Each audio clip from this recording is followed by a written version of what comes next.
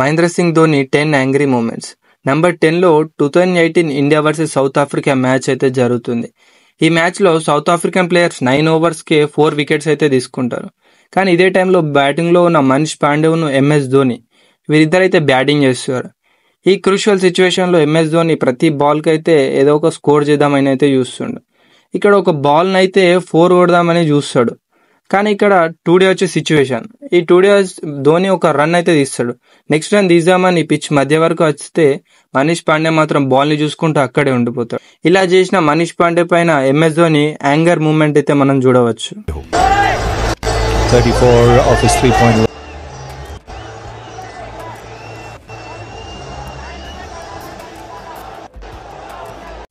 Number 9 2019 ఐపీఎల్లో Rajasthan royal versus Chennai Super Kings match అయితే జరుగుతుంది.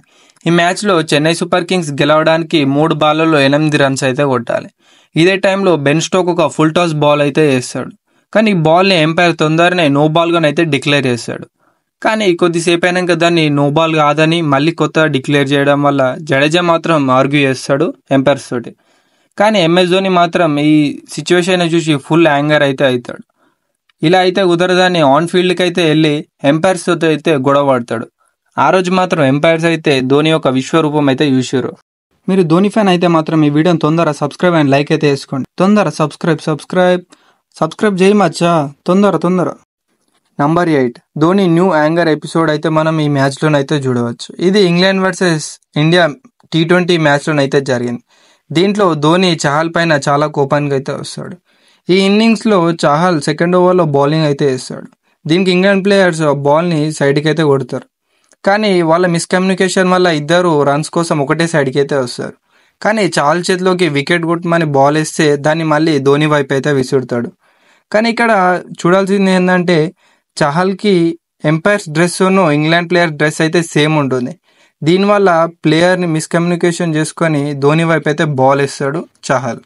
నంబర్ 7లో India versus Bangladesh one day match అయితే జరుగుతుంది. ఈ మ్యాచ్లో బంగ్లాదేశ్ ప్లేయర్ అయిన ముస్తఫిజుర్ అయితే బౌలింగ్ చేస్తాడు. బౌలింగ్ చేస్తే పర్లేదు కానీ రన్స్ చేయకుండా వాళ్ళకైతే అడ్డం అయితే ఉంటుండు. కానీ దీనిని చూసిన రోహిత్ శర్మ అయితే ప్రశాంతంగానైతే చెప్పిండు మళ్ళీసారి అడ్డం అయితే రాకని. కానీ వినకుండా ఎంఎస్ ధోనికి కూడా ఇట్లనే అడ్డం అయితే వెళ్తాడు. కానీ ఎంఎస్ ధోని మాత్రం ఇలా అయితే కుదరదని ఒక్క తోపు అయితే చూస్తాడు.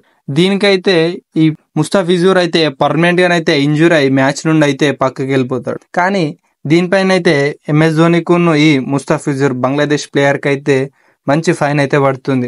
నంబర్ 9 ధోని కోపం ఐపీఎల్లో కూడా మనం చాలాసార్లు చూడవచ్చు. దాంట్లో ఒకటి Kings 11 Punjab versus Chennai Super Kings match అయితే జరుగుతుంది.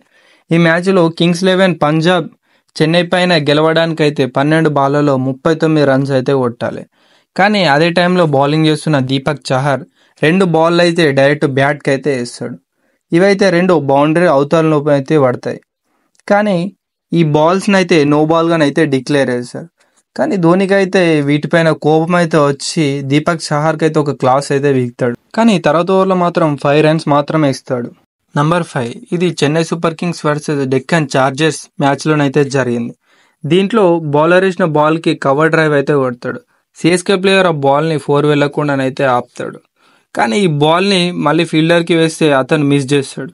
ఇక్కడ ఇంకో రన్ అయితే వస్తుంది. కానీ ఆ బాల్ని మళ్ళీ క్యాచ్ పట్టమని వేస్తే మాత్రం అక్కడ కూడా మిస్ అయితే అయిపోతుంది వికెట్ తీయకుండా. ఇక్కడ ఇంకా ట్విస్ట్ ఏంటంటే థర్డ్ ఫీల్డర్ కూడా ఈ బాల్ని పట్టుకోకుండా మిస్ అయితే వేస్తాడు. ధోని మాత్రం అలా కోపంతో చూస్తూ ఉండిపోతాడు. నంబర్ 4 క్రికెట్లోనైతే ప్లేయర్స్ కమ్యూనికేషన్ అయితే కీ రోల్ అయితే వాటిస్తుంది. Full video on channel. Check out now.